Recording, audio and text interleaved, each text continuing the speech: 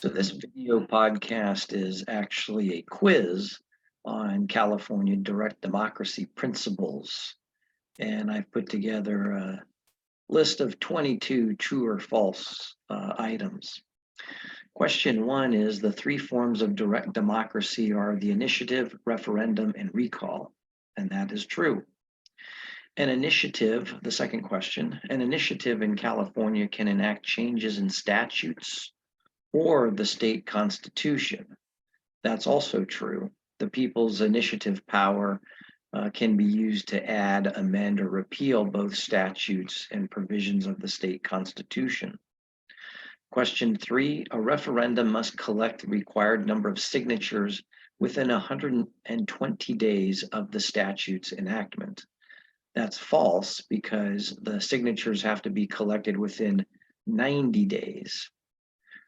Question four is that the state constitution defines residence and registration requirements for purposes of voting in the state of California. That's false. Section 3 of Article 2 of the state constitution grants that authority actually to the legislature. Question 5, there are 4 types of measures that are not subject to the referendum process. And that's true. In Section 9A of Article 2, it provides that the following types of bills are exempt from the referendum: an urgency statute, a statute calling an election, a statute providing a tax levy, or a statute providing for appropriations for the usual current expenses of the state. Question 6, the initiative and referendum apply to cities and counties. That's true, as set forth in Article 2. Question 7, proponents of a recall and a referendum have 90 days to collect signatures, and that is true. Question 7, proponents of a recall, I already did that one, sorry. Question 8, the legislature provides for the recall of local officers in all instances. And that's false because it doesn't affect counties and cities whose charters actually provide for the recall of local officials. Question 9, if a recall is unsuccessful, another recall may not be initiated against that public officer until 1 year after the recall election. Actually, that's false because it is 6 months is all that has to go by, not a year. Question 10, a recall of a state officer is initiated by delivering to the Secretary of State a petition alleging a reason for the recall. And that is true. That petition filing with the Secretary of State officially begins the recall process. Question 11 is that the reason for a recall cannot be reviewed by anyone.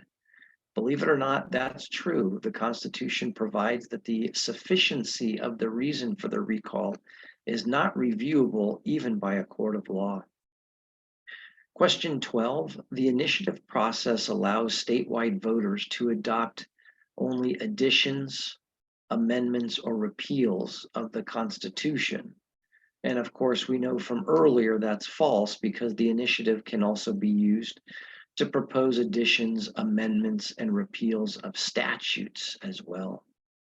Question 13, although the recall power is granted to the people, the legislature can enact statutes regarding circulation, filing, and certification of petitions, as well as recall elections. And that is true. This power is granted clearly to the legislature in Article 2 of the state constitution. Question 14, a successful recall requires just a majority vote on the recall question and a plurality vote for the successor candidate if the recall is successful. And that is true. Those are the 2 vote thresholds. In question 14, a recall petition for a statewide officer is 12% signature threshold, while a recall petition for a state legislator is 15%. That's false. The threshold for a state legislator is 20%. So it's 12% for a statewide elected officer, 20% for a state legislator. Question 16, an initiative must comply with the single subject rule, just like a statute enacted by the legislature. And that is true. The single subject rule actually applies to both initiatives as well as statutes. Question 17, a governor cannot call a special election once an initiative qualifies for the ballot because the initiative can only be considered on the general election ballot. That is false. Now, while a voter qualified initiative appears on the general election ballot in November, the state constitution does provide for the governor to call a special statewide election for an initiative measure once it's qualified.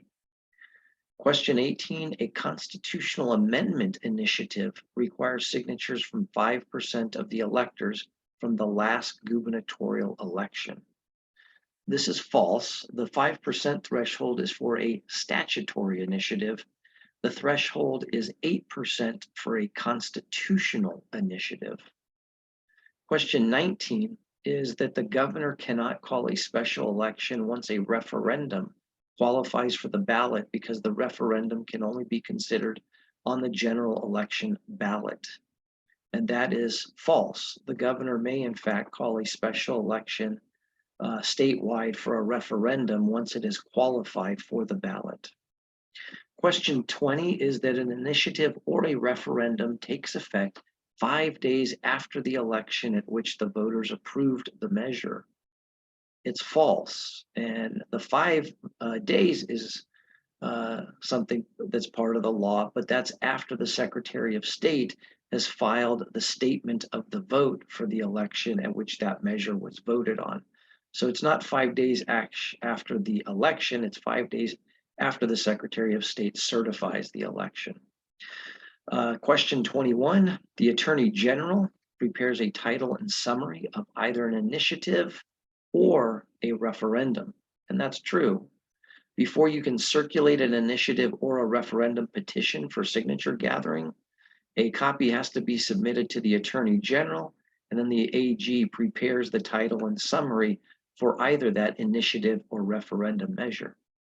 And the last question, question 22, is the legislature may amend or repeal an initiative statute by another statute. And that's false, because the Constitution provides that the legislature may only amend or repeal an initiative by another statute when it's either been approved by the voters or if that initiative statute actually permits amendment or repeal without approval by the electors.